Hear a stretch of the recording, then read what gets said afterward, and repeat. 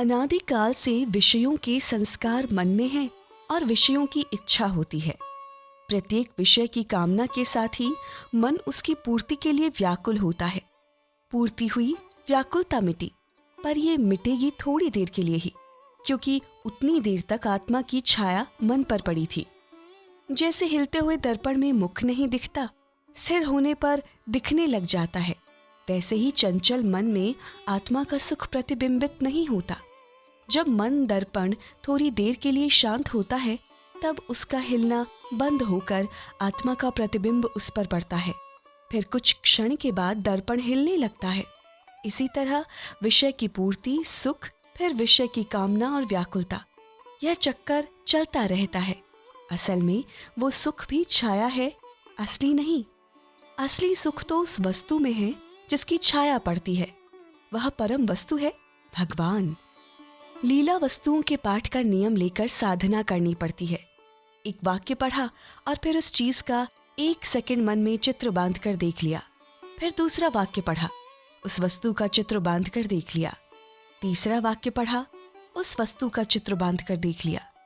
यह पाठ जिस दिन 5000 वस्तुओं का लगातार पूरा हुआ कि लगातार 6 घंटे लीला का ध्यान हो जाएगा।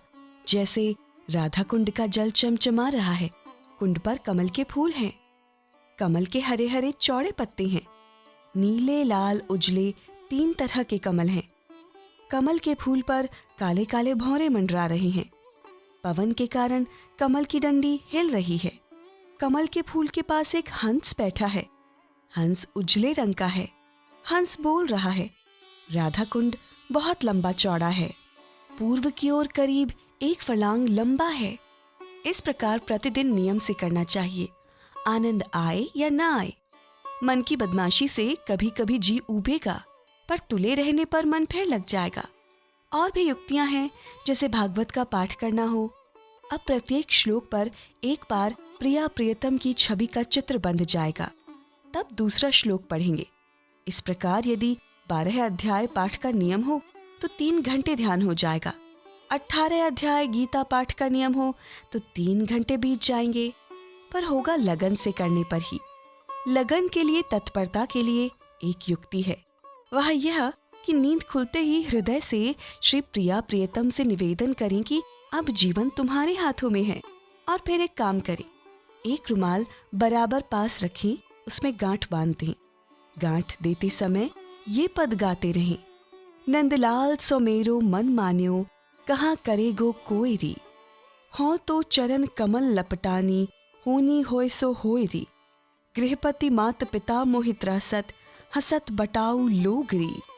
अब जो जिए ऐसी बनियाई, बिधना रच्यो संजोगरी।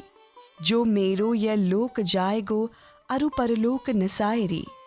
नंद नंदन को तऊ न छाड़ो, मिलूंगी निशान बजायरी। यह तनु फिर बहुरो नहीं, पये बल्लभ बेश मुरारी।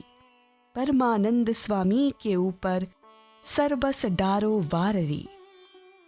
यह पढ़कर गांठ बांध लें और जहां जाएं वहां बैठे रुमाल को सामने रखें तथा बार बार मन ही मन दृढ़ निश्चय करते रहें, हमें यही करना है। चाहे सारा संसार जल जाए, नष्ट हो जाए, पर हमें ये एक ही काम करना है। दिन भर वो गांठ सामने रखें।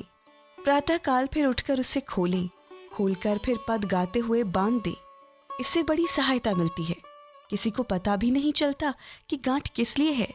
रुमाल किसी काम के लिए दी हुई गांठ होगी अथवा कोई चीज बांधी हुई होगी, लोग यही समझेंगे। पर वह सामने सदा हाथ में पड़ी रहे, जहां जाएं हाथ में लेकर बैठे रहें। इससे प्रियतम के साथ आप घुल मिल जाएंगे। जब मैं था तब हरि नाही, अब हरि है मैं नाही। प्रेम गली अति सांकरी, तामे द्वौ न समाही। प्रेम न बाड़ी नीपजे, प्रेम न हाट बिकाए। राजा परजा जे ही रुचे, सीस देय ले जाए। कबीरा खड़ा बाजार में, लिए लुकाठी हाट। जो गर भूको आपनो, तो चलो हमारे साथ। प्रेम पंथ अति ही बिकट, देखत भांजे लोग।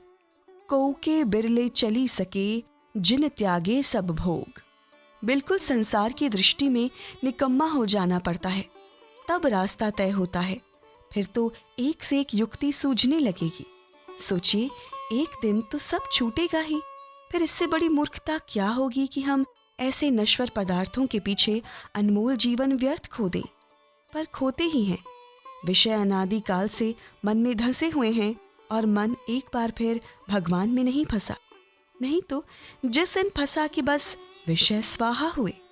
ललित किशोर जी पहले करोड़पति थे, पर जब वैराग्य हुआ, याद करने की चेष्टा की तो कम से कम 1500 बार स्मरण तो हुआ ही होगा।